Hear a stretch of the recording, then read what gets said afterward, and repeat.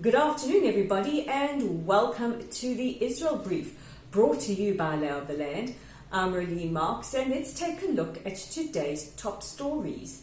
We've all been waiting with bated breath for the details of the Trump deal of the century or peace plan that US President Donald Trump and his administration are purported to have that could bring peace or a lasting settlement between Israel and her Palestinian neighbors.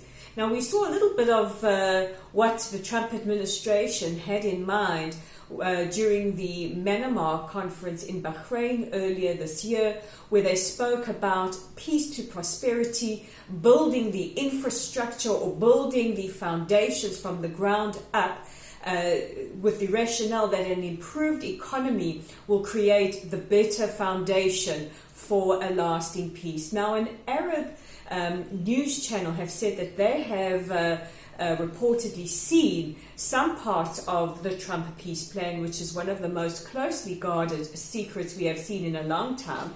And according to their sources, the Trump peace plan would see a trilateral agreement between Israel, the PLO, now they specifically state the PLO and not the Palestinian Authority, and Hamas, with a state which they would call New Palestine being established in the West Bank and Gaza Strip.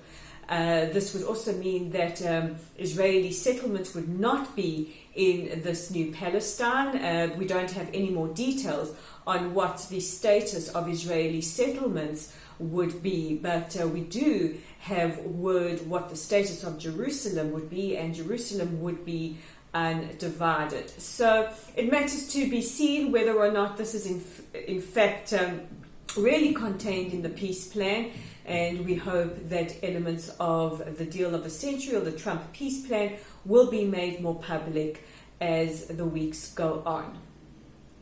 As you know, Israel is headed towards our third set of elections within the space of a year. We are all anticipating the 2nd of March.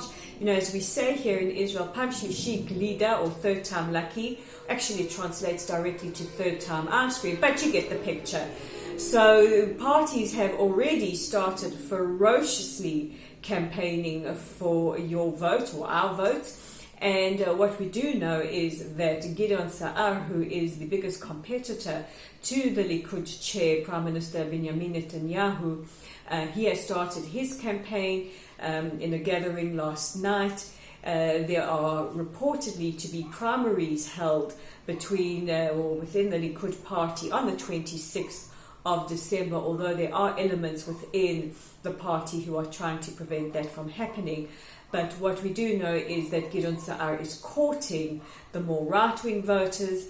He spoke a bit about his policy on Palestinians, saying that he believes the two-state solution is an illusion, and also saying that should he win the primaries and should he be elected the chairman of the Likud, he could possibly be the candidate that could take Israel to a victory in the next elections and be able to form a government.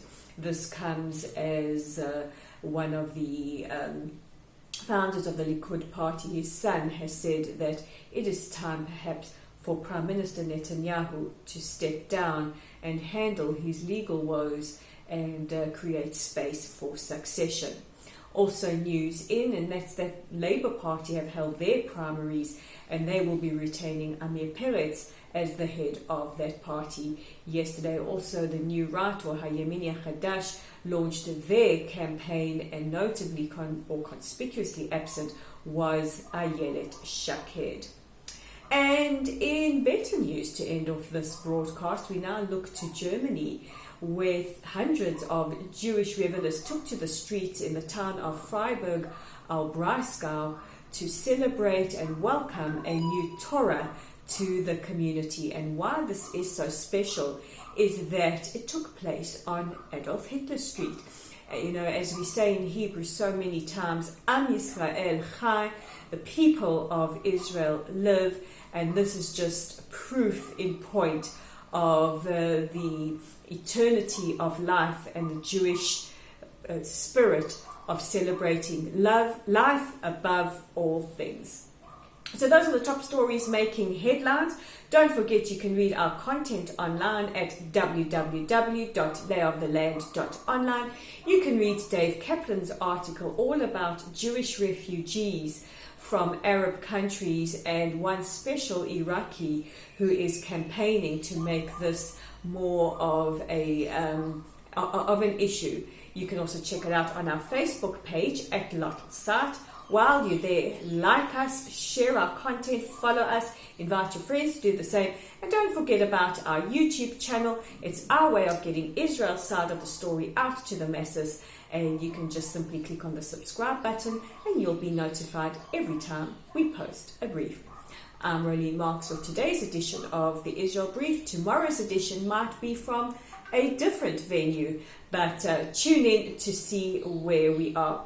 I'm Rolene Marks. This is the Israel Brief. Until tomorrow.